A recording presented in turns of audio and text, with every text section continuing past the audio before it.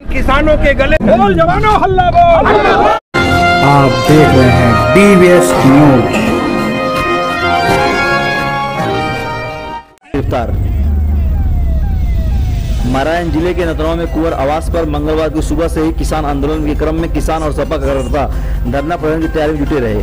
समाजवादी कार्यकर्ताओं पर पुलिस की सख्ती शुरू हो गई थी। इस दौरान समाजवादी पार्टी के कार्यकर्ता और किसान समेत सैकड़ों की संख्या में हुजूम कुंवर आवास पर जुटनी शुरू हो गए और लगभग 12 बजे पूर्व सांसद कुंवर अखिलेश सिंह व पूर्व विधायक मुन्ना सिंह के नेतृत्व किसानों और समाजवादियों की एक बड़ी हुजूम कुंवर आवास से नतनवा तहसील की ओर नारेबाजी करते हुए निकल पड़ी।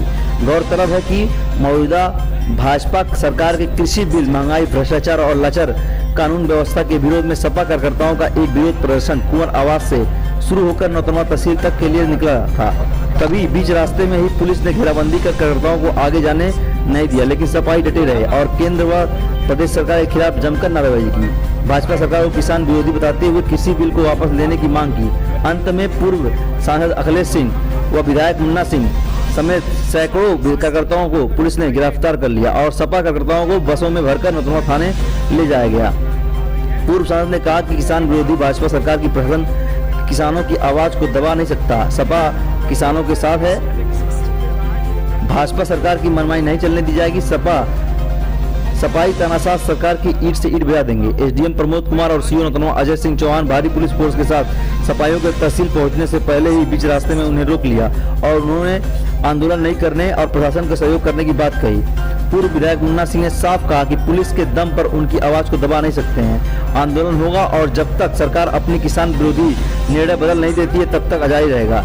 इस संबंध में नतनवा थानाध्यक्ष छोटलाल ने बताया कि शांति व्यवस्था कायम रखने के लिए कुल 135 लोगों को पाबंद किया गया था, जिन्हें निजी मुचलके पर छोड़ दिया गया।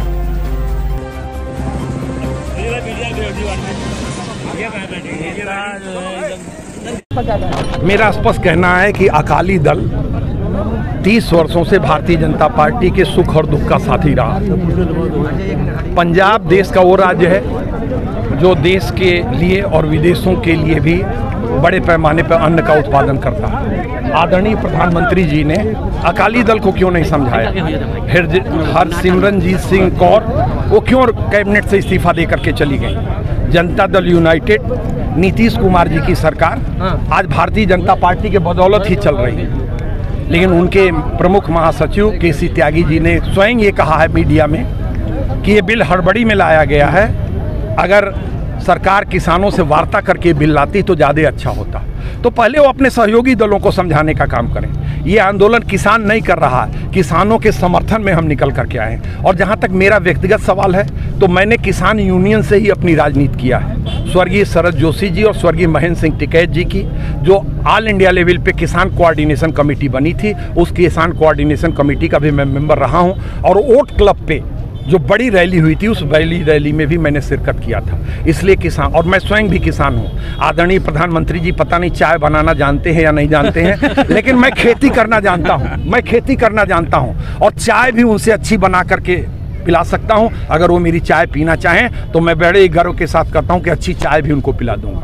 लेकिन खेती करना मैं जानता हूँ। आज भी जब आंदोलन था तो 1 घंटा अपने खेतों में काम करने के बाद, स्नान करने के बाद मैं यहाँ आया। तो खेती के दर्द को हम अच्छी तरह से समझते हैं। वो कहते हैं कि हम किसानों की आय को दोगुना कर देंगे।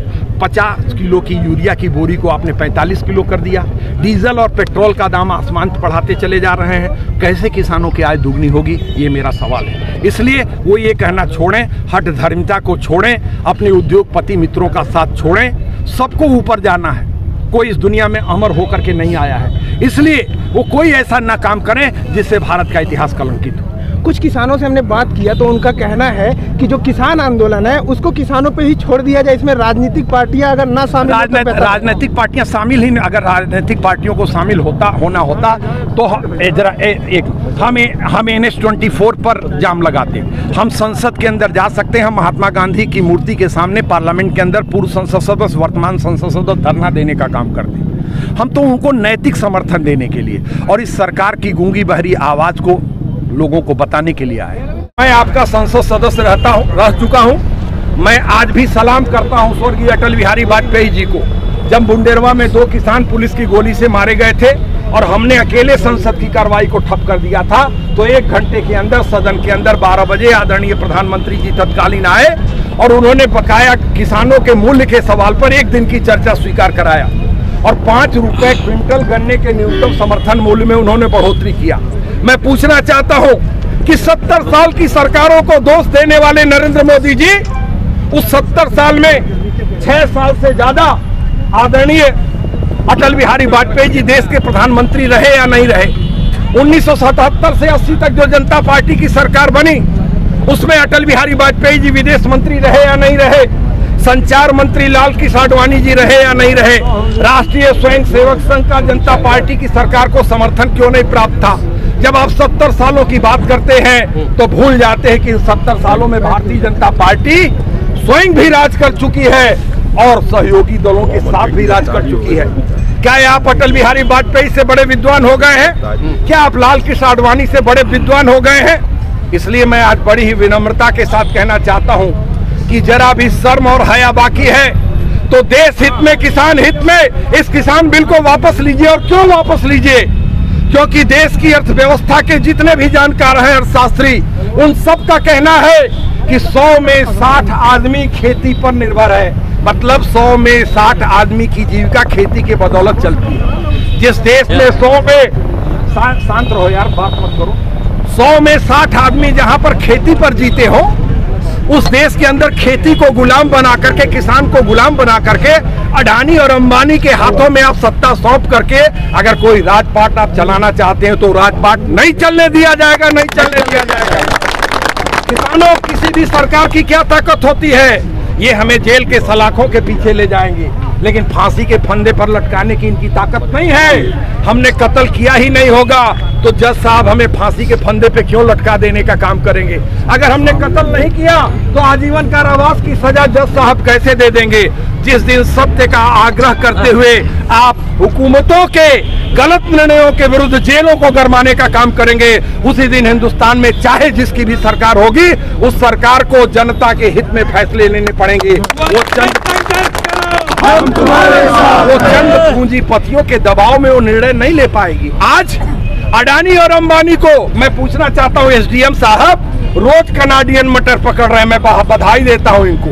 रोज ये मटर पकड़ रहे हैं, लेकिन उसके बाद भी मटर की तस्करी हो रही है कि नहीं हो रही है? क्या मटर की तस्करी रुक गई? और केवल इसी सीमा पर नहीं, ठूठीबारी चले जाइए, सिद्धार्थनगर चले जाइए, बलरामपुर चले जाइए, जहां जहां भारत और नेपाल की सीमा है वहां वहां पर बड़े पैमाने पे नेपाल में जो चीन से सामान आ रहा है वो तस्करी होकर के भारत में आ रहा है कि नहीं आ रहा है? जब इतनी हमारी बड़ी फोर्स है, एसएसबी लगी हुई है, कस्टम लगा हुआ है, पुलिस लगी हुई है, प्रशासनिक अधिकारी बने हुए हैं, तब भी पूरा नेपाल भारत में आ जा रहा है। तो मैं पूछना चाहता हूं मोदी जी, आपने जो एक काला कानून बनाया है, इस काले कानून में देश के पूंजीपतियों को अनाज के भंडारण से एसडीएम साहब रोक पाएंगे कि सीओ साहब रोक पाएंगे कि कप्तान साहब रोक पाएंगे कि कलेक्टर साहब रोक पाएंगे? आपने एक ऐसा कानून बना दिया जिस कानून के द्वारा लाखों टन अनाज अंबानी और अडानी और देश के उद्योगपति अपने गोदामों में भर लेंगे,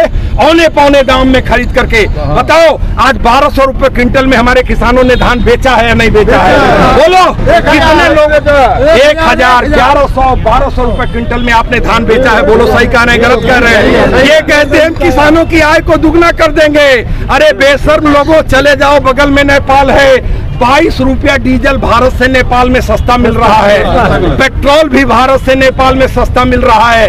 Indian Oil Corporation Nepal Oil Nigam को तेल की सप्लाई करता है, वो मुनाफा कमाता होगा नेपाल ऑयल कमीशन, उसके बाद भी 22 रुपए डीजल सस्ता दे रहा। अरे मोदी जी, आप बना दीजिए कानून कि न्यूनतम समर्थन मूल्य से जो भी कम पर धान की, गेहूं की खरीदारी करेगा, किसान के फसल की खरीदारी करेगा, उसे न्यूनतम 7 साल की सजा होगी। 2012 में, याद करना, 2012 में ममता बनर्जी जी ने कांग्रेस पार्टी से समर्थन वापस ले लिया, याद करना। और नेताजी के पास आई ममता बनर्जी जी कि कांग्रेस की सरकार को गिरा दीजिए, हम आपको प्रधानमंत्री बनाएंगे। जानते हो हमारे नेता मुलायम सिंह यादव जी ने क्या कहा? 2 महत्वपूर्ण विधेयक सदन के अंदर आने वाले हैं, एक खाद्य सुरक्षा बिल आने वाला है और दूसरा भूमि अधिग्रहण संशोधन विधेयक बिल आने वाला है। ये दोनों गरीब और किसानों के हित का बिल है। आज अगर मैं सरकार गिरा दूंगा तो इतिहास हमें माफ नहीं करेगा। ये बिल पास हो जाने दो, उसके बाद जो तुम कहोगी वो मान लेंगे। और हमारे नेता ने प्रधानमंत्री पद के ऑफर को ठुकरा देने का काम किया। क्यों? जब 2012 में सरकार गिर जाती तो 2013 के फरवरी में चुनाव होते लोकसभा के, और मुलायम सिंह यादव को 50 सीट लेने से कोई रोक नहीं पाता। उस समय मोदी जी उलझे हुए थे गुजरात में। उस समय दंगे नहीं कराए थे। राष्ट्रीय स्वयंसेवक संघ ने मुजफ्फरनगर के हिंदू और मुसलमान का झगड़ा नहीं पैदा किया था। अगर 2013 के फरवरी में चुनाव होते तो हम देश की संसद में होते और मुलायम सिंह यादव देश के प्रधानमंत्री की कुर्सी पर होते। इतनी बड़ी कुर्बानी दिया माननीय मुलायम सिंह यादव ने। और आज आदरणीय प्रधानमंत्री जी, आप समाजवादियों की कुर्बानियों पर पानी फेरने के लिए आप इस तरह के हथकंडे अपना रहे हैं। जब से कोरोना लागू हुआ तब से आपने जितने काले कानून बनाए हैं, उन काले कानूनों का क्या परिणाम है? उन काले कानूनों का परिणाम है कि पूरे देश के अंदर आंदोलन हो रहा। आज धारा 144 लागू कर दे रहे हो और कहते हो कि हम प्रदर्शन नहीं करने देंगे, हम धरना नहीं करने देंगे। याद करो मोदी जी, जिस दिन लोकतंत्र से लोगों का विश्वास उठ जाएगा उस दिन देश में अराजकता पैदा हो जाएगी। और जब देश के अंदर अराजकता पैदा होगी तो उसके लिए प्रधानमंत्री जी आप सीधे सीधे जिम्मेदार होंगे।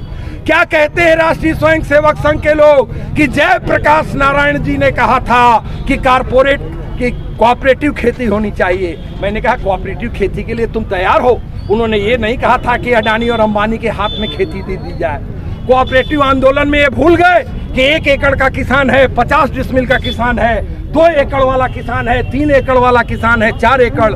जो सरकारी आंकड़े कहते हैं, जो एसडीएम साहब का रिकॉर्ड कहता है कि इस तहसील के अंदर, इस प्रदेश के अंदर, इस देश के अंदर 80% से ऊपर लघु और सीमांत किसान है। बोलो सही है गलत है? हमने 35 रुपए किलो बीज खरीद करके आलू बोया है। बोलो सही है गलत है? और हमारा आलू जब बाजार में जाएगा तो 6 रुपए 7 रुपए किलो बिकेगा। और जब वो पूंजीपतियों के गोदाम में चला जाएगा तो 35 रुपए किलो हो जाएगा। बोलो सही कह रहा हूँ गलत कह रहा हूँ? आज तो छोटा किसान आलू पैदा करके 6 महीना कम से कम उस आलू से अपने परिवार का काम चला ले रहा है। कल उसके लड़की की शादी पड़ेगी, कल उसके घर में बहू आएगी तो 35 रुपए 40 रुपए का महंगा आलू खरीदेगा या नहीं खरीदेगा? जेब किसकी भरी जाएगी? जेब भरी जाएगी पूंजीपतियों की। ये पूंजीपतियों की हिमायती सरकार आज देश की जनता को गुमराह कर रही है। मैं बड़े ही विनम्रता के साथ कहना चाहता हूं आदरणीय प्रधानमंत्री जी, अगर 1 मार्च को ट्रंप साहब के जाने के बाद आपने देश में विदेशी जहाजों के आवागमन को रोक दिया होता तो कोरोना का ये प्रकोप गांवों में नहीं फैलता। बोलो सही कह रहा हूँ गलत कह रहा हूँ? ये गांव में नहीं फैलता। लेकिन आपने राजनीति खेलने का काम किया। आप मध्य प्रदेश की सरकार को गिराने लगे। आपके पास वक्त नहीं था इसके लिए और अचानक आपने क्या कहा? लॉकडाउन, तालाबंदी और उदाहरण दिया कि महाभारत का युद्ध हमने 18 दिन में जीता था, 21 दिन में हम कोरोना की महामारी जीत जाएंगे। 1 करोड़ लोग भारत में कोरोना के प्रकोप से आज ग्रसित हो चुके हैं और ये कोरोना रुकने का नाम नहीं ले रहा है। जब बिहार में आप लाखों लोगों की रैली को संबोधित कर रहे थे तब कोरोना नहीं दिखाई दिया था और आज आपको कोरोना दिखाई दे रहा है। आज कोरोना की इस महामारी के लिए भी हुकूमत जिम्मेदार है, हुकूमत जिम्मेदार है। अगर हुकूमत ने सही निर्णय लिए होते तो आज स्थिति नहीं आती। अभी कुछ दिन पहले एसडीएम साहब आपसे भी कहना चाहता हूँ, सीओ साहब आपसे भी कहना चाहता हूँ, भाजपा के लोग 100 लोगों 150 लोगों के बीच में किसान बिल का लाभ समझा रहे थे। तब ये कानून नहीं, तब ये 144 नहीं लागू हुआ। जिन्हें गेहूं और जौ की बाली का अंतर नहीं पता है, गेहूं और जौ की बाली का अंतर, हमारे जो वर्तमान सांसद जी हैं उनके सामने गेहूं और जौ की बाली रख दी जाए तो शायद उन्हें गेहूं और जौ की बाली का अंतर नहीं मालूम होगा। वो लोग किसानों के हित में समझा रहे थे। मैं बड़े ही अदब के साथ कहना चाहता हूं मोदी जी, आप अपने भाजपा की सेना को सिंघू बॉर्डर पर क्यों नहीं किसानों के बीच में भेज देते हैं? क्यों नहीं NH-24 पर गाजीपुर की सीमा पर भेज देते हैं? क्यों नहीं दिल्ली के किनारे जो लाखों किसान खुले आसमान के नीचे आंदोलनरत हैं उनके बीच में जाके समझाइए। आपके मंत्रियों के अंदर ये हिम्मत नहीं है कि चौपाल पे बैठ करके उनसे वार्ता करें। वो वातानुकूलित विज्ञान क्लब में बुला करके उनसे वार्ता करने का काम करते हैं। मैं बड़े ही अदब के साथ आज फिर कहना चाहता हूं किसानों, ये लड़ाई लंबी है। ये मत समझना कि मुन्ना सिंह अखिलेश सिंह ने आज आपको बुला लिया तो ये लड़ाई खत्म हो गई। ये लड़ाई लंबी चलेगी, लंबी चलेगी। और जेल में जब हमारे साथ चलोगे तो जो घर पे खाना खाते हो उससे बढ़िया खाना मिलेगा, बढ़िया अच्छी चाय मिलेगी, सवेरे बढ़िया चने का नाश्ता मिलेगा, दोपहर में भी अच्छा। आ गई, चलिए पहले बस पे बैठिए।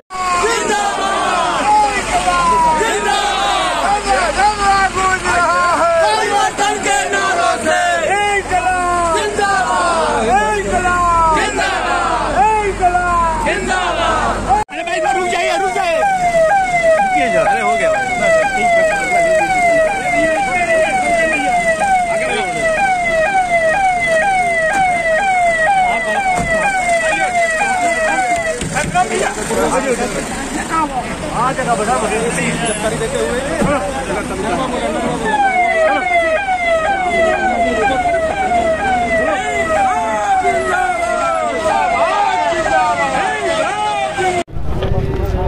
अरे छत पे बैठो आपको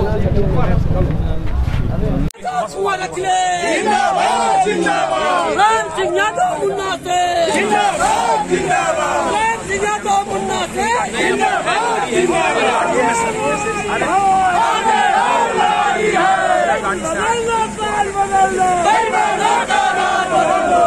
अरे इंस्पेक्टर साहब